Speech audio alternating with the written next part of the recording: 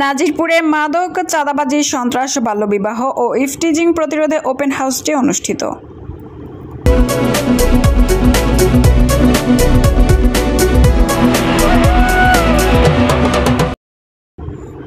আসসালামু আলাইকুম। এডিপি বাংলার সংবাদে সবাইকে স্বাগত জানাচ্ছি। আমি সুমা আহমেদ। পিরোজপুরের নাজিরপুর থেকে প্রান্ত মিস্ত্রির পাঠানো তথ্যচিত্রে দেখুন বিস্তারিত। পিরোজপুরের নাজিরপুরে থানা পুলিশের আয়োজনে মাদক, চাঁদাবাজি, সন্ত্রাস, বাল্যবিবাহ ও ইফটিজিং প্রতিরোধে ওপেন হাউস ডে অনুষ্ঠিত হয়েছে। রবিবার সকালে নাজিরপুর থানা প্রাঙ্গণে আয়োজিত এই অনুষ্ঠানে সমাজের বিভিন্ন স্তরের জনসাধারণ স্বতঃস্ফূর্তভাবে অংশগ্রহণ করেন। অনুষ্ঠানে প্রধান অতিথি হিসেবে উপস্থিত ছিলেন পিরোজপুরের অতিরিক্ত পুলিশ সুপার মোহাম্মদ বাইজিদ ইসলাম।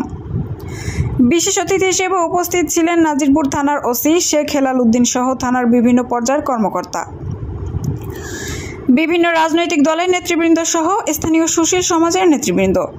তারা নাজিরপুর উপজেলায় বিদ্যমান মাদক, সন্ত্রাস, বাল্যবিবাহ সহ বিভিন্ন সামাজিক অপরাধের চিত্র তুলে ধরেন এবং এসব অপরাধ দমনে পুলিশ প্রশাসনকে কার্যকর পরামর্শ প্রদান করেন।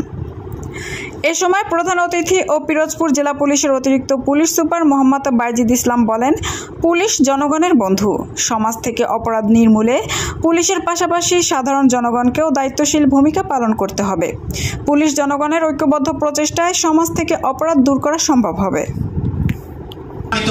তাহলে জনগণের একটু লাঘব হয় এবং যদিও মামলাটি মিথ্যা হলে থানার এখতিয়ারি ইনভেস্টিগেশনের পরে সত্য মিথ্যা আমরা সমাধান করতে পারবো। সেই সব বিষয়গুলো আপনারা ধারাবাহিকভাবে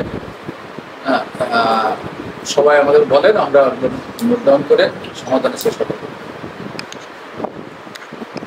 এইখানে যারা আসেন, যে পর্যায়ে আসেন বা যারা আসেন, তারা একটু সবাইকে তো এখানে দান করতে পারি না বা সবাই আসতে পারে না। বিভিন্ন যারা আসেন